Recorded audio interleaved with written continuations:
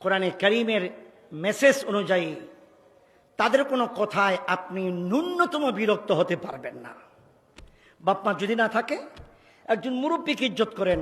ইন্নাল্লাহ ইয়াস্তাহি মিন জিসাইবাতিল মুসলিমিন, আল্লাহ বলেন, রসুল বলেন হাদিসে কুদসি, যদি কোনো মুরব্বীর দাড়ি পেকে যায়, 60 বছর হয়ে যায়, 50 বছর হয়ে যায়, তার দাড়ি যদি পেকে যায়, ওই পাকনা দাড়িওয়ালা ব্যক্তি যদি মাবুদ মাওলা পাকের দরবারে হাত বাড়ায় বলে আল্লাহ আল্লাহ আল্লাহ, আল্লাহ বলে বন্ধু বান্দা তুমি আমাকে এমনভাবে ডাকিও না, তোমার সাইবা হয়েছে, তুমি বুড়ো হয়েছ, তোমার দাড়িটা পাকা হয়েছে, অতএব তুমি যখন আমি আল্লাহকে আল্লাহ বলে হাত তুলে কান্দো, আমি আল্লাহ লজ্জিত হই, তুমি মোনাজাত করার পূর্বেই আমি তোমার দোয়া কবুল করে ফেলেছি। একটা মুরব্বী যদি কোনো যুবকের জন্য দোয়া করে যে আল্লাহ এই ছেলেটা আমাকে একটু খেদমত করছে, আমার গাঠিটা আগুয়াই দিছে, এই ছেলেটা আমাকে একটু ওজুর পানি আঁকাই দিছে, এই ছেলেটা আমার পথ দেখাই দিছে, এই ছেলেটা আমাকে একটা মোবাইল করে দিছে, এই ছেলেটা আমাকে একটু সাহায্য করছে, এই ছেলেটা আমাকে রিক্সায় উঠে দিছে, আল্লাহ তুমি তারে বড় করো। ওই যে পাকা দাড়িওয়ালা বান্দার এই শব্দ বলার আগেই আল্লাহ তাআলা ওই যুবকের জন্য দোয়াটা আল্লাহ পাকের দরবারে বাজেট হয়ে যায়।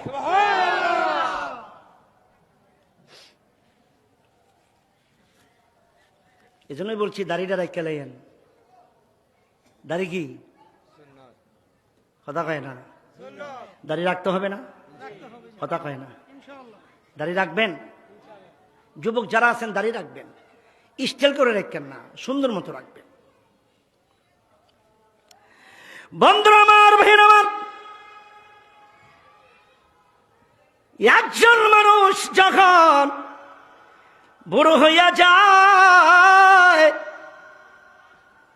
হাতের চামড়াগুলি গুছাইয়া যায়, দাঁতগুলি নড়তে থাকে, গালটা একেবারে চিমিয়ে যায়, নখগুলি কালো হইয়া যায়, ব্রেনটা একটু বিগড়ে যায়, কানে কম শুনে, চোখে কম দেখে, জীর্ণ শীর্ণ বুড়ো যখন হয়ে যায়, ইল্লাল্লাযীনা আমানু ওয়া আমিলুস সালিহাত ফালাহুম আজরুন গায়রু মামনুন।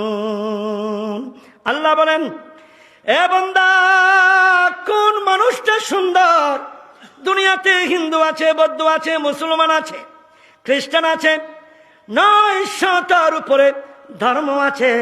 বন্ধুগো, প্রত্যেকটি তো মানুষ, মুসলিম, হিন্দু, খ্রিস্টান, বৌদ্ধ, কালো, সুন্দর, কত জাতির মানুষ।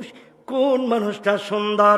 আমার আল্লাহ বুঝাই দিলেন, ও দুনিয়ার মানুষ, ছোট্ট কালে তুমি নিয়ামত পাইয়া দুনিয়াতে আসছো, মায়ের দুধ খাইয়া বড় হইলাম, তুমি 7 বছর কালে, 8 বছর কালে নামাজ ধরলা, 12 বছর কালে নামাজ ধরলাম, তুমি জীবনে কোনোদিন 1 ওয়াক্ত নামাজ ছাড়ো নাই, রোজাও ছাড়ো নাই, তুমি তোমার টাকা হয়েছে, হজ করে ফেলেছ, রোজাও করেছ, যাকাত ফরজ হয়েছে, যাকাত তুমি দিয়েছ, মাদ্রাসায় মসজিদে তুমি দান করেছ, আওলাদ রাসূলকে মহব্বত করেছ, নবী পাকরে মহব্বত করেছ, আল্লাহর মাজার শরীফ জিয়ারত করেছ, শবে বরাত করেছ, শবে কদর করেছ, মুহররম পালন করেছ, ঈদ মিলাদুন নবী করেছ, গরিব নওয়াজের উরুস শরীফ করেছ, গাউসে পাকের উরুস শরীফ করেছ, মা বাবার খেদমত করেছ, নিজের বিবিকে পর্দা রেখেছ, নিজের সন্তানের হক আদায় করেছ।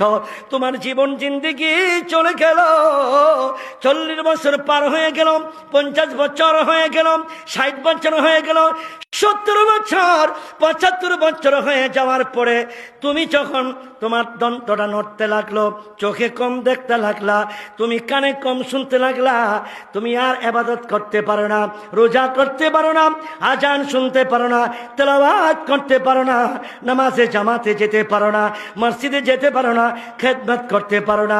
তোমার জন্য রয়েছে নিরবচ্ছিন্ন পুরস্কার। কি পুরস্কার? একটু মেহেরবানি করে আমি আপনাদেরকে ব্যাখ্যা দিচ্ছি, চিৎকার মেরে বলেন সুবহানাল্লাহ। উত্তর দেন তো, কোন মানুষটা সুন্দর?